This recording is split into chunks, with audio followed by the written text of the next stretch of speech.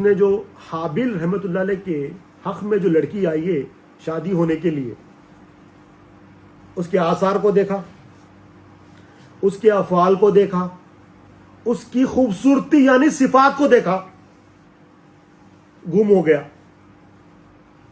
مخلوق کے یعنی لا معبود الا اللہ، لا مقصود الا اللہ، لا موجود الا اللہ کا انکار کیا اس نے بھی۔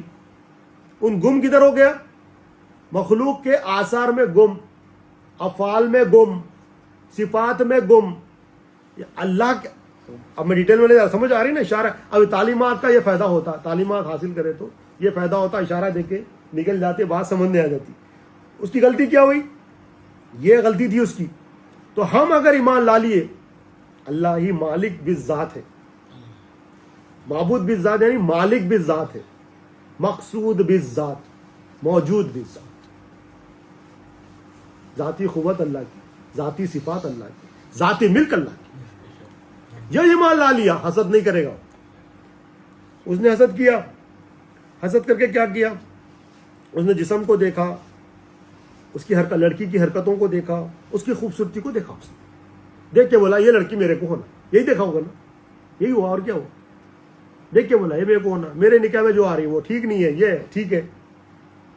تو آدم علیہ السلام بولے یہ جو اللہ نے حکم دیا وہی ہوگا بھائی، چلو تم لوگ اپنی قربانی پیش کرو،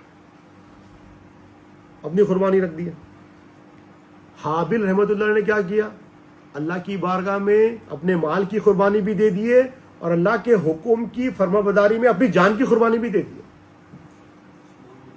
حضرت حابیل رحمت اللہ علیہ اپنی مال کی بھی دیے، اپنی جان کی بھی دیے، اور اللہ تعالیٰ نے ان کی مال کی قربانی بھی قبول کرے، ان کی جان کی قربانی بھی قبول کرے، دونوں قربانیاں قبول کرے ان کی۔ اللہ کی فرما برداری میں کیا کیا دیے؟ مال کی قربانی دیے تو اللہ تعالیٰ وہ قبول کر لیے۔